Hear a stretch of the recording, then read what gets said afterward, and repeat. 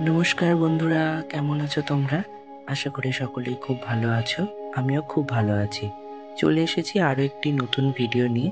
তো আজকে ভগবানের জন্য পায়েস রান্না করেছিলাম, সেটাই আজকে তোমাদের সাথে শেয়ার করব। তো চলো শুরু করা যাক।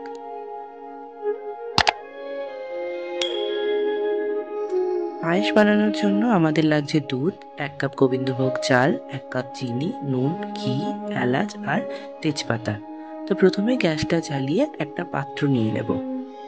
এতে সব দুধটা ঢেলে নেব। এখানে আমি মোটামুটি 1.5 কেজি মতো দুধ নিয়েছি।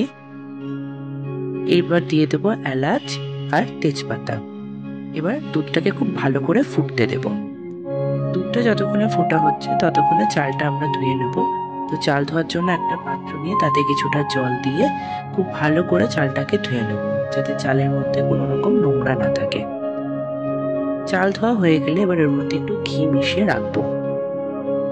দুধটা খুব ভালো করে ফুটে গেলে ওই ধুয়ে রাখা আর ঘি মাখানো চালটা এই পর্যায়ে দিয়ে দেব। চালটা দিয়ে দুধটাকে ভালো করে ফুটতে দেব, যাতে চালটা সিদ্ধ হয়ে যায়।